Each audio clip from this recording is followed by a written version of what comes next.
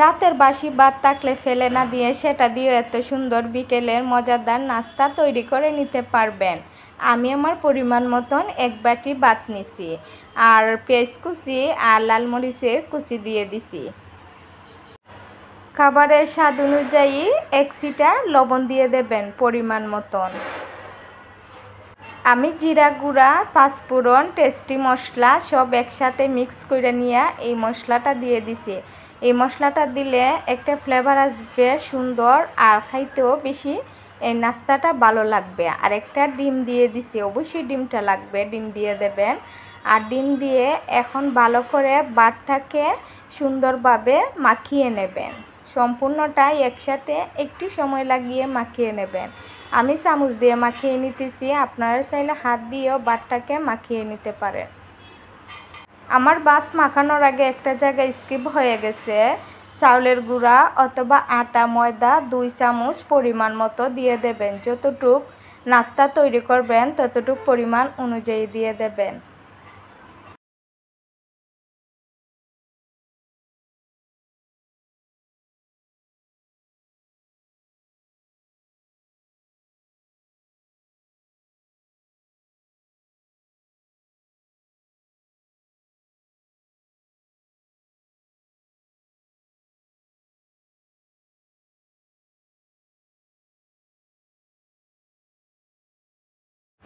আমার ভাত মাখানো শেষ হয়ে গেছে। এখন চুলাতে চলে যাব নাস্তা তৈরি করার জন্য। এত সহজে ভাত দিয়ে কখনো কি নাস্তা খেয়েছেন? না খেলে একবার হলেও ট্রাই করে দেখবেন বাসাতে। এত মজার একটা নাস্তা তৈরি করে নিতে পারবেন। চুলাতে কড়াই বসিয়ে তেল গরম হয়ে নিচ্ছি। গরম হয়ে নেওয়ার পরে এখন আমি আমার যে নাস্তাটা তৈরি করবো সেটা হাতে তেল লাগিয়ে নেবেন, না হলে আটার মতন গোল গোল বলের মতন বলতে পারবেন না। তো তেল লাগিয়ে নিলে সহজেই এই গোল গোল কইরা নাস্তাটা তৈরি করে নিতে পারবেন। নর্মাল আঁচে রেখে ভাতের পাকুড়াগুলো বেজে নেবেন। আর যদি বেশি চুলার আঁচটা বাড়িয়ে দেন তাহলে বাহিরটা পুড়ে যাবে, ভিতরটা হবে না। তো নর্মাল আঁচে রেখে এই ভাতের পাকুড়া তৈরি করে নেবেন। অনেক মচমচা আর খাইতেও সুস্বাদু।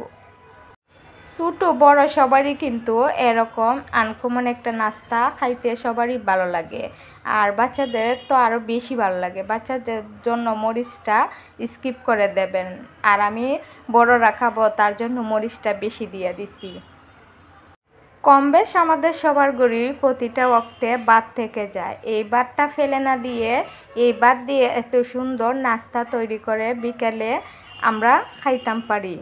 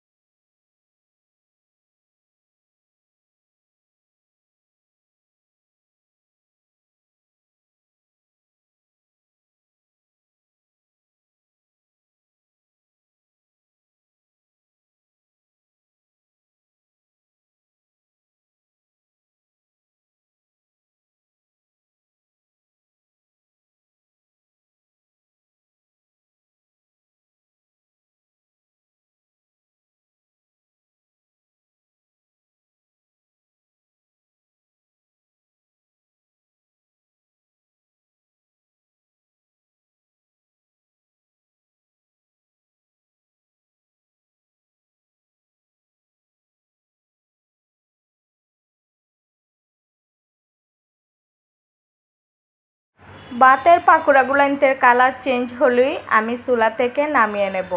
লাল একটা ব্রাউন কালার চলে আসছে, তো আমি চুলা থেকে নামিয়ে নিতেছি। দেখলে বোঝাই যায় না যে এটা ভাত দিয়ে নাস্তাটা তৈরি হয়েছে। দেখতে লোভনীয়, খাইতে খুবই বেশি স্বাদ। আমি অনেকগুলা পাকুড়া বাজ্যা নিছি, তো দেখেন কতটা লোভনীয় দেখতে লাগতেছে। সস দিয়া খাইতে পারুন, পাকুড়াগুলান খাইতে সবচেয়ে বেশি ভালো লাগে মসমসে। আর একটা পাকুড়া বাইঙ্গা আমি খাইয়া দেখাইয়া দিতেছি যে কতটা সুস্বাদু হইছে। মাশাআল্লাহ অনেক টেস্টি হইছে।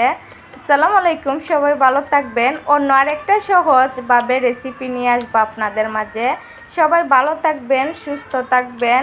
সবার জন্য ভালোবাসা ও দোয়া রইল। আল্লাহ হাফেজ।